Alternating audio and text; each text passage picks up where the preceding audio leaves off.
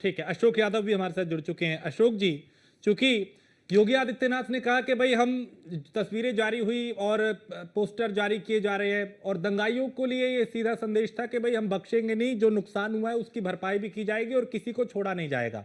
फिर अखिलेश यादव का एक ट्वीट आता है कि साहब विष्णु शंकर जैन के लिए वो कहते हैं कि इन पे कब होगी कार्रवाई। उधर बर्क 2 कदम आगे बढ़ जाते हैं, वो कहते हैं कि पोस्टर कैसे जारी हो सकता है, हम सुप्रीम कोर्ट में चुनौती देंगे।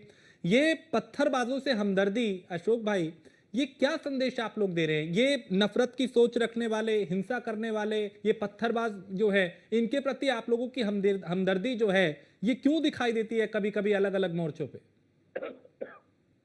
देखिए राजेश जी, कई सवाल आपने पूछे, मैं सिलसिलेवार बता रहा हूँ। देखिए, सबसे पहली बात कि जब इस देश में places of worship worship act 1991 के तहत आप किसी भी धार्मिक जो है, कोई भी धार्मिक अगर स्ट्रक्चर है तो उसके स्वरूप को आप बदल नहीं सकते। ये तो लॉ है, ये तो नियम है, ये तो कानून है। इसके बावजूद योगी सरकार या भारतीय जनता पार्टी की अन्य सरकारें एक इकोसिस्टम तैयार की है दंगा कराने का।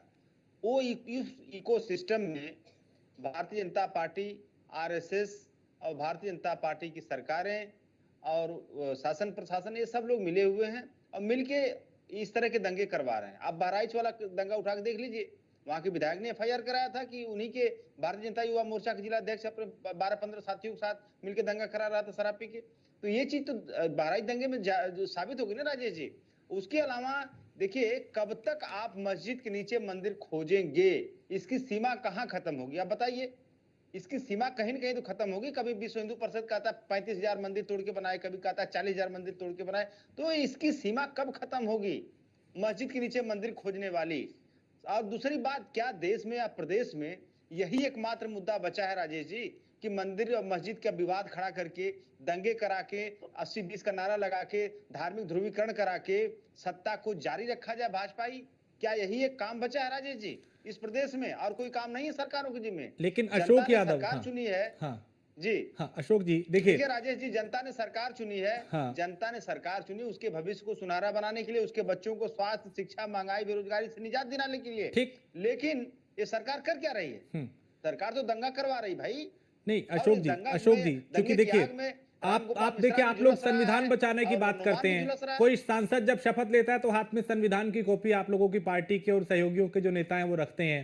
अदालत, लोकतंत्र, तो ये तमाम बातें होती हैं। लेकिन अगर फैसला आपके पक्ष में आए तब तो अदालत भी ठीक है, जज भी ठीक है, संविधान भी ठीक है और लोकतंत्र भी ठीक है। लेकिन पक्ष में ना आए तो फिर अदालत की ही ईंट से ईंट बजा दो। भाई सर्वे सरकार ने थोड़ी कहा था कि वहां पे सर्वे होगा, अदालत ने कहा था ना। तो सर्वे को लेकर ये जो एक परसेप्शन बनाया, अफवाहें फैली, हंगामा हुआ, हिंसा हुई, सांसद साहब पहले पहुंच गए, वो वहां पे इस तरह की बयानबाजी करने लगे कि लोग उसमें, उन्होंने गलत तरीके से उसको ले लिया। और बीजेपी भी ये कह रही है और पुलिस भी ये कह रही है एफआईआर कि भाई सांसद ने भड़काया था, विधायक के बेटे ने भड़काया था हिंसा को। तो ये अदालत की ईंट से ईंट बजाने का मतलब क्या है?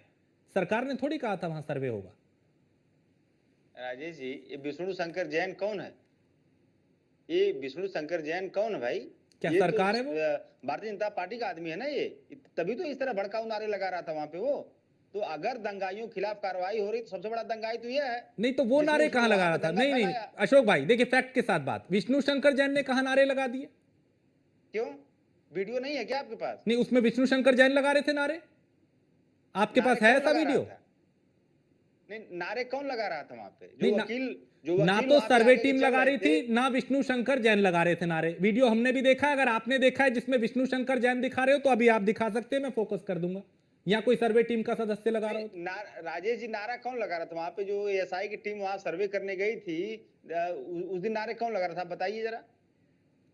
नारे कौन लगा रहा था? कोई तो नारा लगा रहा था वहां पे।